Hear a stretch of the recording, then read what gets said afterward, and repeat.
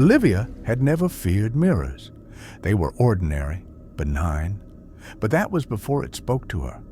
It started on a damp November night. Rain lashed against her bedroom window, and the wind howled like something alive. But inside, all was still. The only light came from her bedside lamp, flickering ever so slightly, casting restless shadows that jittered across her walls. She was brushing her hair absent-mindedly when a whisper curled through the silence. "Olivia!" Her fingers froze mid-stroke. The sound had been faint, nearly indistinguishable from the rain. She glanced toward her bedroom door. It was locked. No one else was home.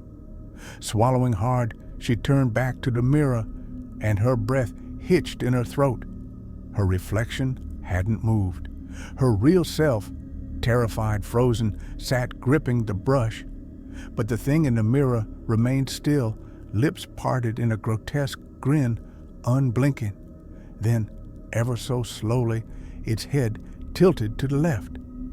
Olivia staggered backward, her pulse thundering.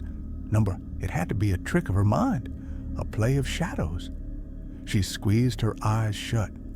"I'm imagining things." When she opened them again, her reflection was normal.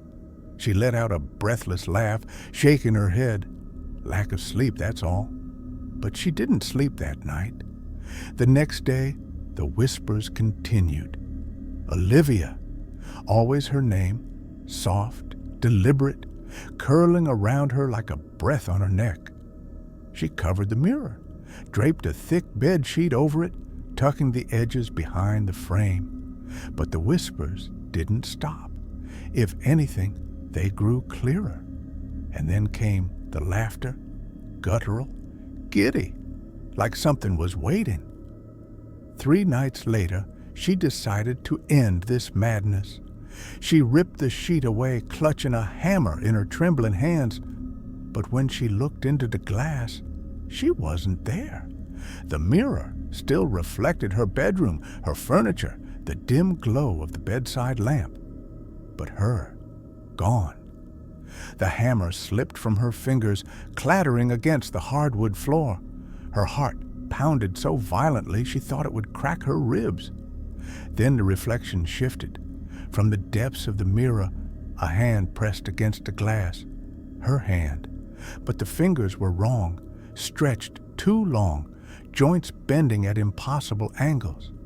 And then another hand joined it, and another, and another. Dozens of twisted, clawed fingers spread across the mirror's surface, pushing, and then, in a voice like wind through dead leaves, "Let me out." Olivia stumbled back, shaking her head. No. The glass bulged outward, like a thing alive. Cracks splintered through it, dark as veins, and a distorted version of her own face pushed against the surface, smiling with far too many teeth. A single whisper, low and giddy. "You should have broken the mirror, Olivia." The lights flickered. The air turned frigid. Then, crash! The mirror shattered.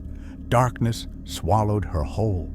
The next morning, Olivia's mother returned home to an eerie silence. She climbed the stairs, calling her daughter's name. The door was open, the room eerily still. The mirror lay in pieces on the floor, and Olivia was gone. Her mother picked up a shard of glass, confusion tightening her brow. Then her blood turned to ice. The reflection looking back at her was Olivia, and she was screaming.